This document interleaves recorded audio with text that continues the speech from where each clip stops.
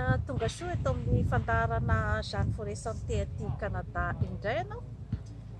ary dia faly miarahaba ny malagasy rehetra zany amin'izao andron'ny Pentecôte izao, ary dia faly ihany koa zany mitafatafa amintsika rehetra manoloana an'izao fisamboaravoaran'ny zava-misy rehetra ao Madagasikara izao,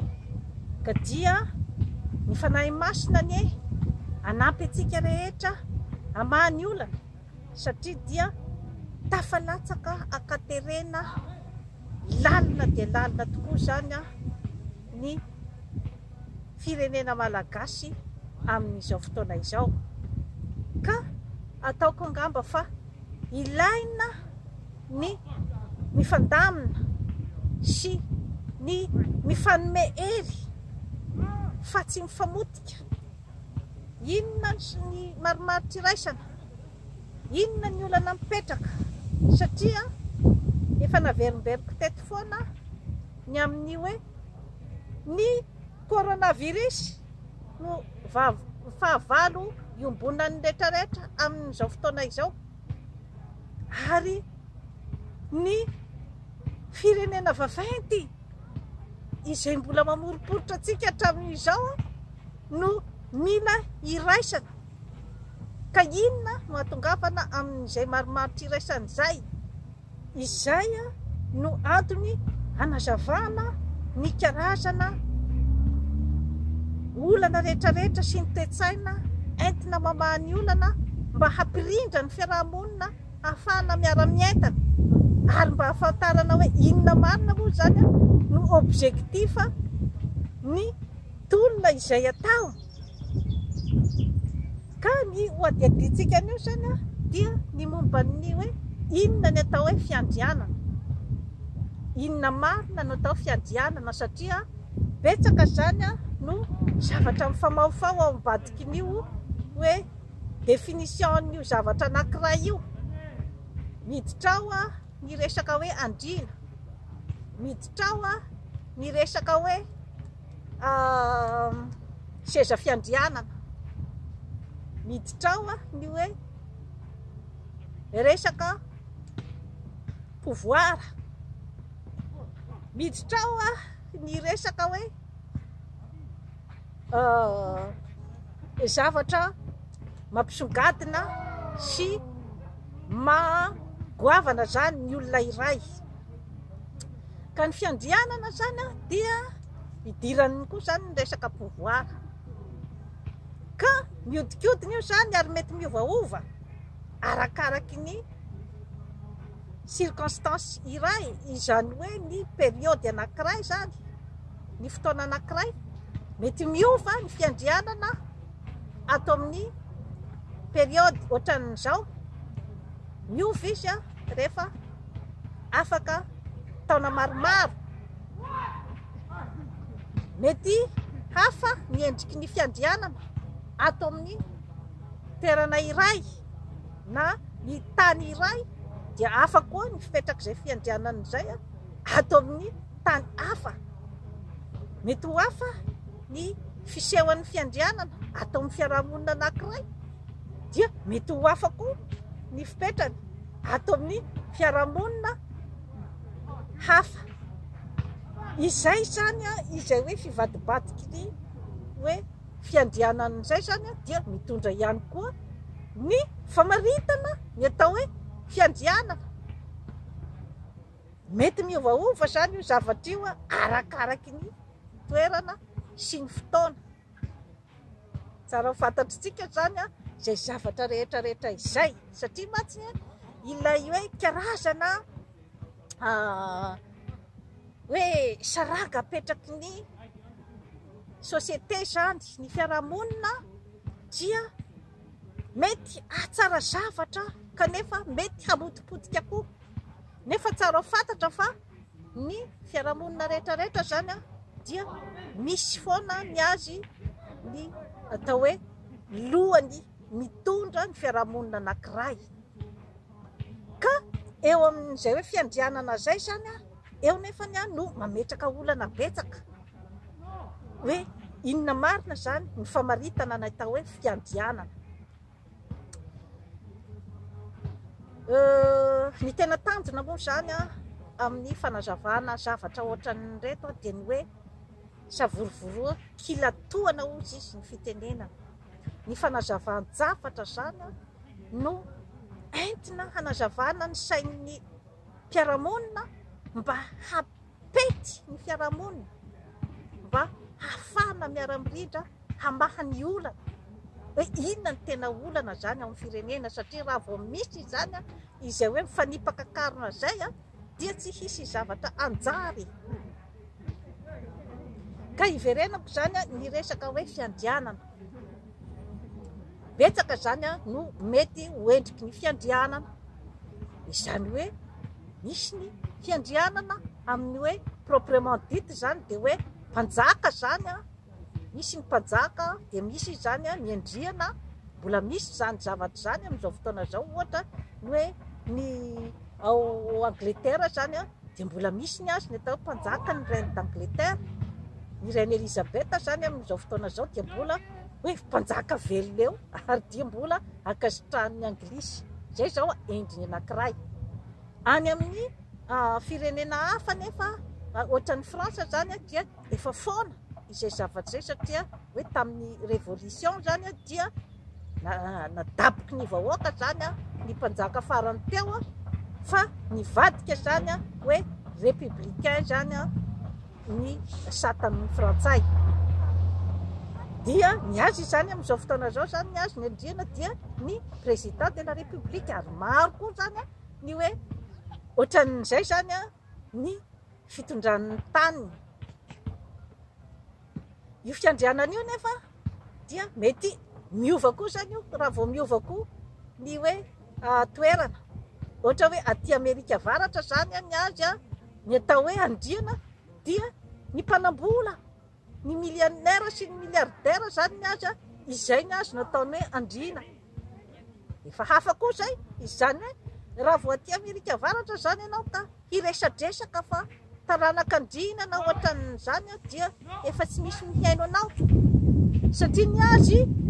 zany hoe andriana zany ny azy dia izay hoe ny mpanefoefo zany ny azy. Izay ny fantany, izay ny hoe andriana zany. Satria ny tantaran'ny Amérique du Nord zany dia ny hoe ilay olona izay atao zany hoe karazan'olona izay tsy dia nahita rirany tao Eropa zany tamin'ny andron'ny fampanjaka, dia nahita hevitra zany ireo karazan'olona ireo hoe andaontsika hiala teto fa tao lovanja fiafy zany ity fahasoavana sy ny plasy rehetra izay mba tsaratsara ty Eropa, andaontsika anorina fiainana vaovao zany any Amerika. Dia ireo karazan'olona ireo zany no mibatirany Amerika ary dia nitady zany zareo zany hoe ny tena hoe foto-kevitra hijoroana zany aty Amérique du Nord dia ny business na ny fitadiavana izany. Zay zao endrikana fiandianana hafa koa zay. Misy koa zany ny fiandianana ny amin'ny hoe resaka diplôma. Misy koa zany ny hoe zay koa zany no atao hoe andriana izay be diplôma. Zany hoe amin'izao fotoana zao koa zany ao Eropa zany no mipetraka izay karazana hoe fiandianana izay dia ny fahalalana. Ka misy karazany maro zany na ao atokantrano zany dia hoe ny ray mpianakaviana zany no andriana ao amin'ny tokantrano. Entiko fotsiny zany izay zavatra rehetra izay hanazavana amintsika zany ny hoe fivadibadiky n'io zavatra io. Ary ny fiarahamonina zany no mametraka an'izay hoe karazana fiandianana izay zany ohatrany hoe automatika amintsika olombelona zany izay karazany zavatra zay. Satria na tamin'ny andro taloha dia hoe ny fiarahamonina zany, mpiarahamonina no mifidy ny atao hoe mpanjaka, zany hoe instinct humain mihitsy zany io zavatra io amintsika olombelona. Dia ny hoe izay misongadina ao amin'ny fiarahamonina anankiray zany. Izany hoe izay manana hery sy tanjaka nara-batana io na ara-tsaina na fahakingan-tsaina zany izay hita fa miavaka amin'ny saramba-be-bahoaka dia automatika zany par instinct iny no fidin'ny olona zany tamin'ny andro taloha ho mpanjakany. Inona ny antony? Dia ny hoe mandre zany ny saramba-be-bahoaka fa ohatrany hoe io karazan'olona io zany no hitondra karazana fiarovana na hoe protection ho azy zany. Izany hoe io zany no manelanelana ny olombelona sy ny hoe ery avo tsy hita maso.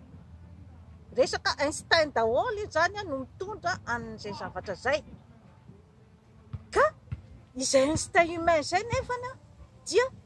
taty aoriana dia mbola mipetraka izay hoe iza ny olona hiaro anay, satria ny saramba-be-bahoaka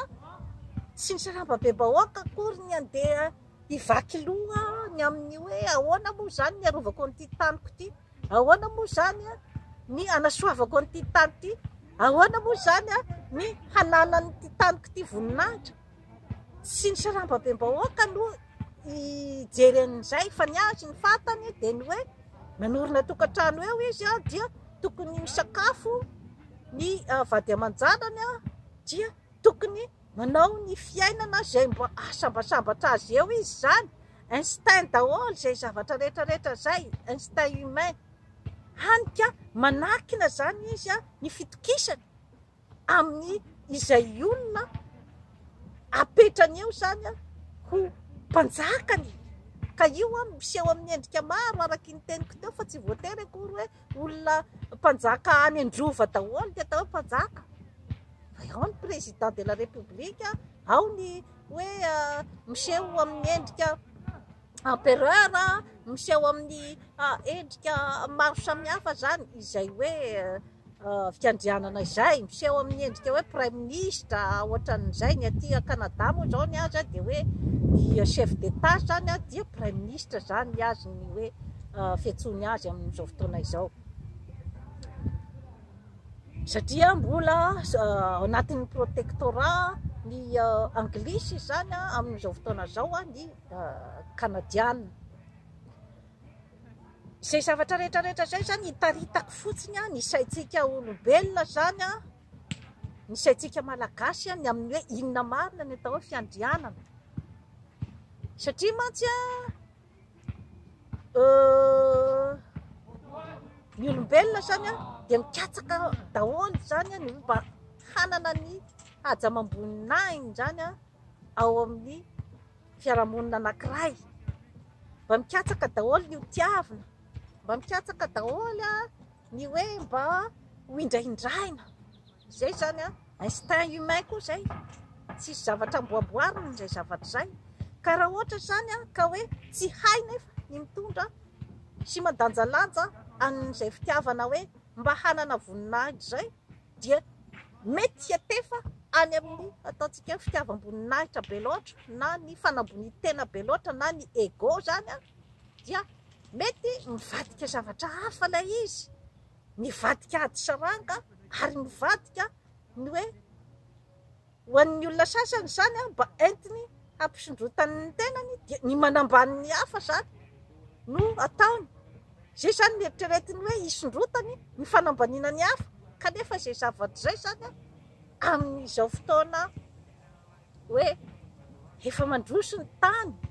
dia efa tsy antsony zany ny fomba fiatrehana ny fiainana sy ny fiarahamonina. Efa tsy antsony satria mitondra disadisa foana izay ilay hoe eritreritra hoe mba hoentiko handrotana ny tenako dia tsy maintsy manisak'olona. Efa tsy antsony satria lamaody taloha zay, tamin'ny hoe tena fahampanjaka taloha dia lamaody taloha zay fa tsy amin'izao tsony. Amin'izao zany ny hoe tendance hampilamina ny fiarahamonina dia ny hoe miesaka ny tsirairay, zay kely hoe développement personnel, miesaka ary dia mametraka ny tenanao amin'ny toerana tokony hisy anao amin'ny ezaka nataonao iny, ary ny fiarahamonina ihany no hametraka anao amin'izay toerana tokony hisy anao, fa tsy voatery hoe ianao zany no tsy maintsy hametraka an'izay karazana hoe satro-boninahitra na ny ataontsika zany hoe karazana notoriété zay zany. Izay foana zany no averimberiko eto amin'ny fandaharana zany forêt santé mba hampilamina ny fiarahamonina, dia izay hoe mametraka ny tenanao amin'ny toerana tokony hisy anao fa tsy manitsak'olona. Zava-dehibe zay zavatra zay, ary ny olona misy rambabem-bahoaka mba hanana ny karazana hoe fitonian-tsaina amin'ny fitadiavan'ny maso azy, dia mitady foana zany izy amin'izay olona hapetrany eo izay,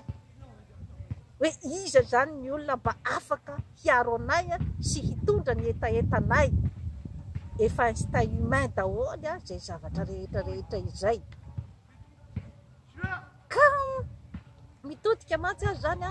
amin'ny hoe zava-misy ao Madagasikara zany amin'izao fotoana izao dia hoe betsaka ilay fomba fijery zany izay hoe azo lazaina fa fomba fijery efa lany daty ihany ilay hoe mametraka saranka ny amin'ny hoe ny taranaka tany aloha tany zany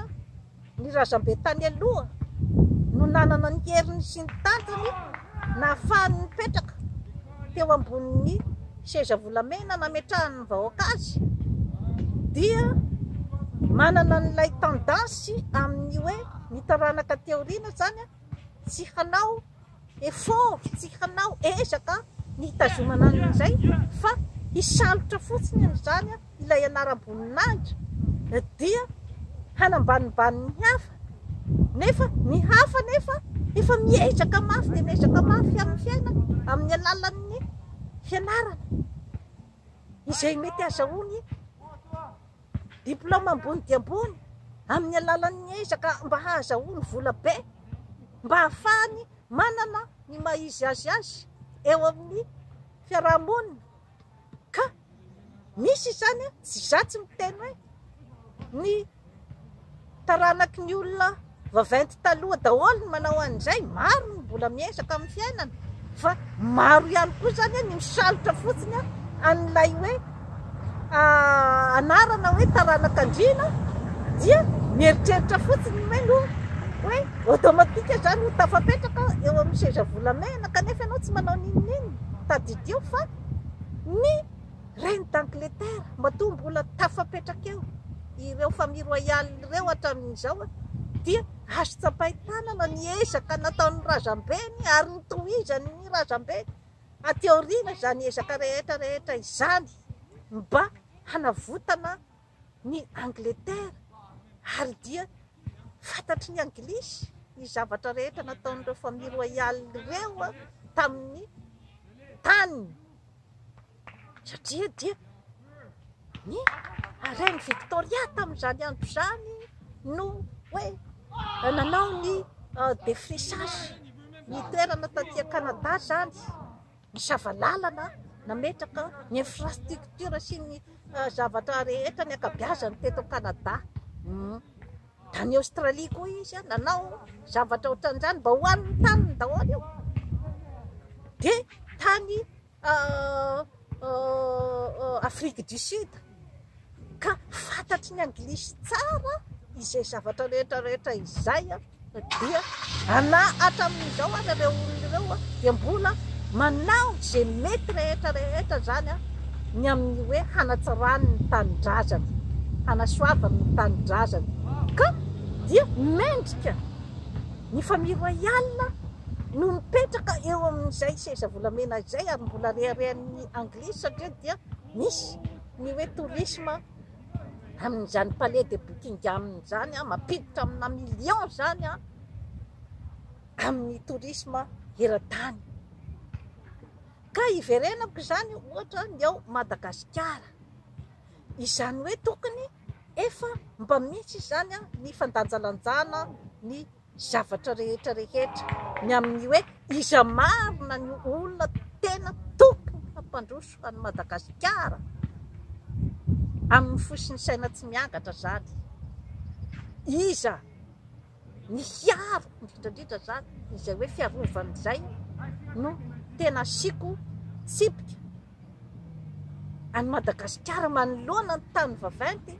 izay manao ampimamba ny harem-pirenena. Rehefa manao ampimamba ny harem-pirenena ny tany vaventy dia dikan'izay zany dia nataon'ny mpitondra gaboraraka zany ny fandrombana ary navelany zany ny vahiny handromba. Ka izay ve karazana mpitondra ohatran'izay ve dia tokony mbola hanana ny fiandrianana fanontaniana izay apetrakintsika, apetrako amintsika malagasy izay zavatra rehetrarehetra izay. Ary ny fiandrianana dia resaka toe-tsaina io. Toe-tsaina no mahandrina ny olona anankiray ary toe-tsaina no mahandevo azy. Ka amin'izao fotoana izao aloha tsika zany dia mbola azo lazaina fa andevo ny tany vaventy satria dia manara-dreny rano ny zavatra rehetra sy ny zavatra imposeny amintsika. Tadideo izay zavatra rehetrarehetra izay ka mbola ao anatin'ny fitadiavana sy ny fikatsarana ny identiteny zany ny malagasy amin'izao fotoana izao. Iza marina izany ilay Moïse hitondra amin'ny Madagasikara zany amin'ny toerana tokony hisy azy. Iza marina zany no Moïse hapetraka amin'ny seza fiandrianana hanavitra ny Madagasikara. Mbola manjavozavo izy hatramin'izao hoe iza marina io olo io, kanefa ny fotoana mandroso ary miamikirosofana ny firenena. Tsy fantatra io hoe ny olona ny filoha efa eo ve no hifoha hanjary ho Moïse efa nanome foana aho ny karazana torolalana teto amin'ny Jean de Forest Santé, ny hoe lalana tokony halehan'ny mpitondra mba hanavotana ny Madagasikara. Hatramin'izao aloha dia mbola manjavozavo, mbola tsy tena fantatra marina hoe iza marina moa zany tena mitondra ny Madagasikara, satria dia mila olona manana mokondoha izay hametraka ny rafitra izay mahizy azy any Madagasikara. Io rafitra io anie no andrasan'ny hoe firaisabe iraisam-pirenena hoe ianao mba hanana n'izay personnalité izay hoe ity zany ny rafitra marimaritra iraisana laninay malagasy ka dia mba ekeo re ity fa efa latsaka katerena izahay. Karazana grand négociateur zany no andrasantsika amin'izao fotoana izao. Olona afaka i-convaincre ny tany vaventy hoe izao no laninay ka dia mba ekeo. Dia ao anatin'izay ny décentralisation effective izay efa naverimberiko teto foana, ny amin'ny hoe mitondra ny feon'ny malagasy amin'ny faritra tsirairay. Malagasy maro loko samy manana ny maha-izy azy fa tsy malagasy itsony hoe misy ambony misy ambany misy eo anelanelany.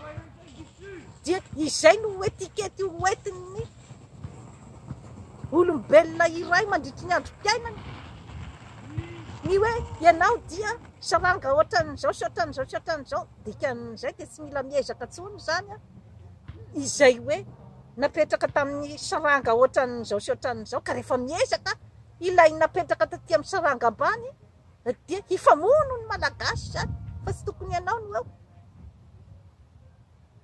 Nefa dia mamodipotika ny firenena izay zavatra zay. Izay foana zany no iatsoko ny hoe latabatra boribory. Aiza ny olon-kendry manao confinement daholo, ny fiarahamon'ny pirenena manao confinement, kanefa tadidio fa ny mpitondra mahay dia miasa foana io cerveau io lohany io hoe inona indray zany no hatao aorianan'ity confinement ty fa tsy hoe andeha toritory fotsiny satria hoe confinement satria zay le efa niteneniko teo zay hoe ny olo apetraky ny vahoaka eo dia olona afaka hiaro azy, olona manana ny ataontsika hoe heritsaina sy ny farany hitan-tsaina izay tsy mitovy amin'ny sarambabem-bahoaka izay no metrananao eo fa tsy hoe hitovy amin'ny vahoaka tsara faritana zany zay zavatra rehetrarehetra izay ka eo zany no mbola hoe mahasarotra any Afrika satria ny Afrika zany sy Madagasikara dia te hipetraka eo amin'ilay fiandrianana daholo zany ny rehetra rehetra fa tsy tena mahafantatra inona moa zany mandrasa amin'ity fiandrianana ity tsy maintsy mamy vahoaka ianao ary mamy ny vahoaka rehetra rehetra ao Madagasikara fa tsy hoe vahoaka amin'ny toerana anankiray fotsiny no manao bravo anao eo dia hoe izay zany no Madagasikara ray manontolo tsy tompoko mila jerena daholo mila miova amin'izay zany ny fomba fijery raha ohatra ka te hametraka an'izay fa fiandrianam-pirenena tonotonon'izay satria mila fantatra zay mila fantatra ny définition an'ny fiandrianam-pirenena sy ny fiandrianan'ny olona anankiray eo amin'ny toerana ary mila koa zany hoe inona ilay résultat nentinao fa tsy hoe faly fotsiny ianao ny hoe apetraka ambony seza volamena satria misy karazany maro koa ny mpanjaka tamin'izany andro zany misy ny atao mpanjaka mamy vahoaka izany hoe tena nitondra marina zany ny hoe hetahetan'ny vahoaka nefa misy ihany koa ny mpanjaka izay tena tsy nakatoavin'ny vahoaka satria mirentirety ny parady eran'eo fotsiny ary manao fiainana ny nataony dia matetika ireny ilay mpanjaka hoe tapadoha na ilay mpanjaka ny vonoan'ny olona ny hafarany tsy maniry an'izany ao Madagasikara fa hoe ohatran'izay zany lay instinct humain zany mitondra an'ilay izy hoe rehefa ianao zany tsy mihaino ny hetahetam-bahoaka fa hoe pour tes beaux yeux zany hoe mampanjaka anao eo zany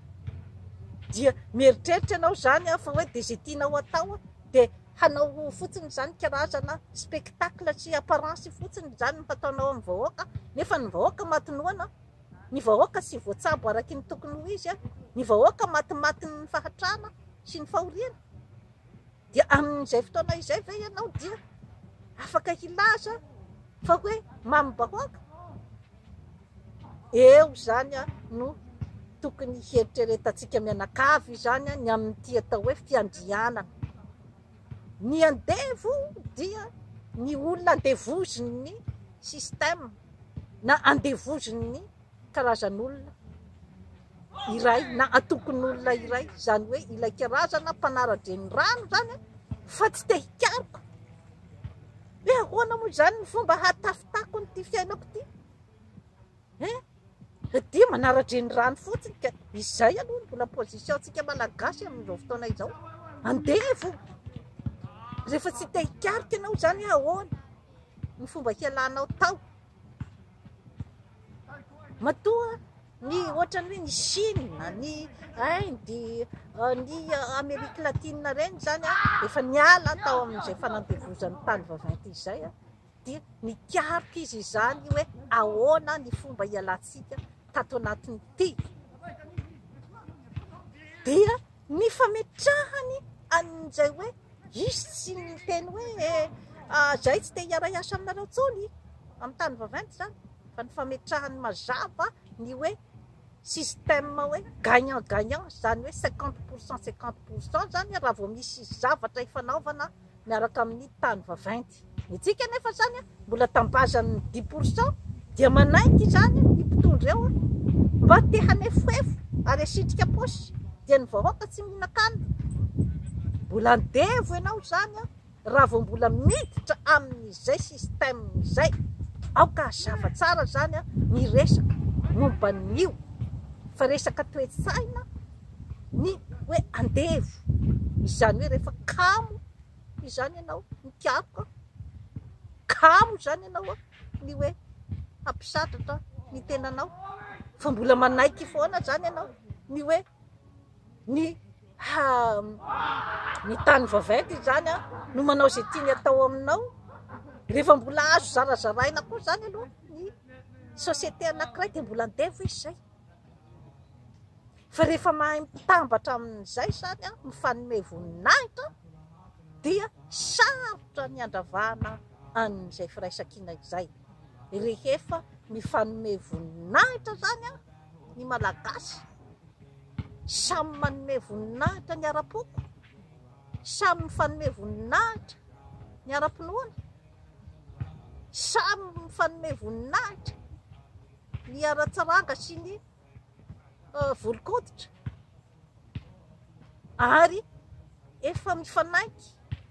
fa samy hitondra ny anjara birikiny ary samy ahazo ny tombontsoa ny faritra tsirairay dia izay ny hoe efa miala tao anatin'ny fanandevozana ianao satria inona ny ato dia ny hoe tsy misy intsony zany a no afaka ho kitihan'ny tany vaventy hoe to tsy manaiky ny baikonay ty ranamana eto ty avianao ndao fa any aminao ndray zany ny 10% alefa any aminao ndray ny 10% fa isory teo io de ohatran'izay foana satria rehefa ianao koa zany no hoe tsy misatisfaire ny vahoaka tsy manome ny fitokisana amin'ny vahoaka sy manatsara ny fiainan'ny vahoaka dia mora ihany koa zany a ny kitikitihana andrakotina raha soa atao mbadika hoe esory teo io fa ao fa alefany aminao ndray ny 10% de rehefa mbola manao toetra nandevo anao de mbola manaiky ihany koa ny 10% de rehefa leoleo koa ny vahoaka zany de miala teo koa zany a ny andevo anankiray dia miditra koa ny 10% hafa de ny vahoaka zany amin'izay fotoana izay a aiza trafikena ome mahery ny ahy zany a ambava homana ampomeritreritra satria efa latsaka katerena ny firenena amin'izao fotoana izao ka mila an'izay hoe fampihavanana